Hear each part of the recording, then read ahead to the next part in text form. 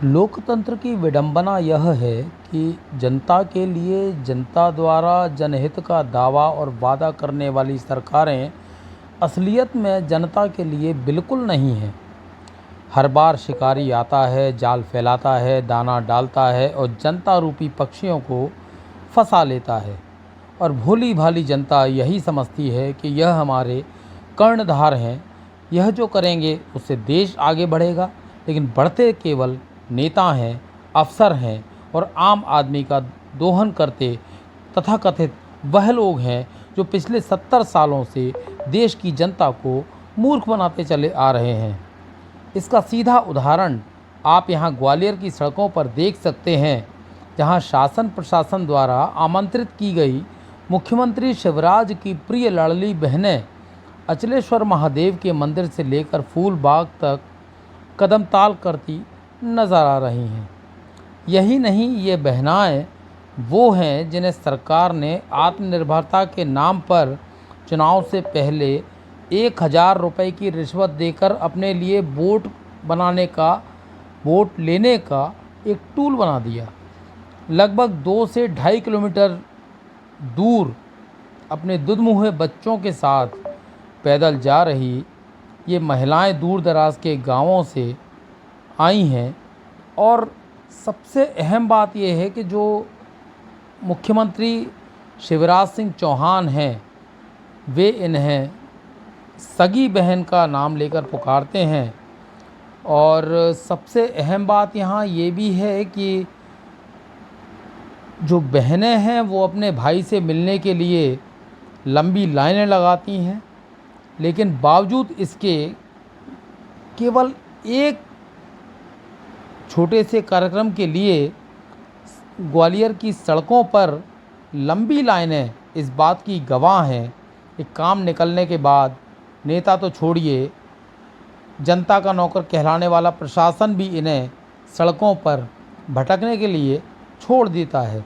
इनमें से देखेंगे कि आप कि कुछ लोग ऐसे भी हैं जो थक कर चूर हैं और सड़कों पर ही कहीं भी बैठ गए। लेकिन बेशर्म सत्ताधीश देश को इस तरह की तस्वीरें जो है विचलित बिल्कुल नहीं करती हैं विचलित, क्योंकि ये लोकतंत्र है।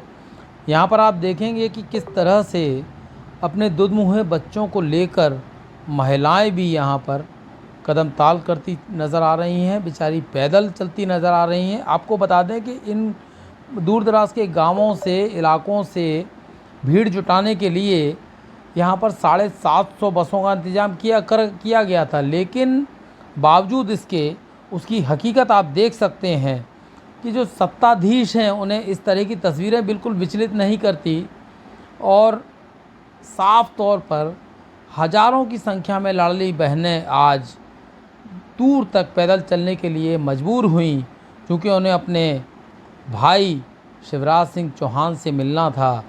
और आप देखेंगे यहाँ बुज़ुर्ग महिलाएं भी हैं, बुज़ुर्ग पुरुष भी हैं और बुज़ुर्ग लोग हैं। और ख़ास तौर पर एक बुज़ुर्ग माता जी को आप देखेंगे जो अपने पोते को लेकर जा रही हैं, अपनी गोदी में उठाकर जा रही हैं। तो कहीं ना कहीं ये जो लोकतंत्र की तस्वीर है वो बहुत ज़्यादा शर्मनाक है।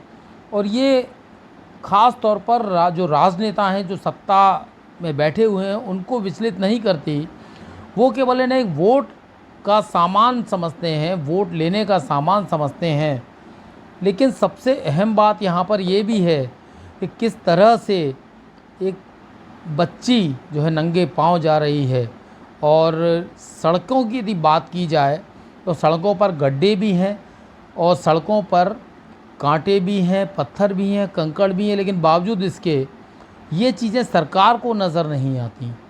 और सबसे अहम बात यहाँ पर यह भी है कि आप मामा को सुनिए कि मामा किस तरीके से, जो मामा कहलाते हैं प्रदेश की बच्चियों के, वे इनको बहना के नाम से जो है संबोधित करते हैं। और कहीं ना कहीं वो बहन इनको मानते भी हैं। लेकिन प्रशासनिक अफसरों की क्या कहें कि वे यहाँ बिल्कुल उदासीन नज़र आते हैं और इनको वोट कबाड़ने की जो मशीन कह सकते हैं वो जनता को यहाँ पर समझते हैं। एक तस्वीर और है कि यहाँ पर जो एक महिला है वो अपने दुधमुहे बच्चे को लेकर मामा से मिलने के लिए बैठी है कि उसकी गुहार सुन ली जाए, कि उसके खाते में पैसा आए, लेकिन बावजूद उसके उसके खाते में अब तक पैसा नहीं आया। सुनिए आप क्या कह रही है।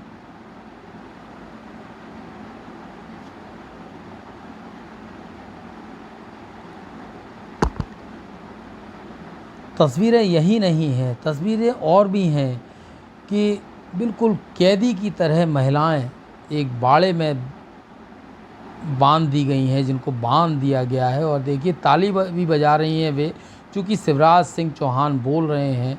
और यहाँ पर जो महिलाएं हैं वो अपने जो है भाई यानी शिवराज सिंह चौहान की एक झलक पाने के लिए बेकरार हैं। ये देखिए किस तरीके से महिला जो है रो रही है। और ये है लोकतंत्र, जनतंत्र और गणतंत्र। क्या इसी के लिए देश के जो पुराने शहीद थे उन्होंने अपना खून बहाया था।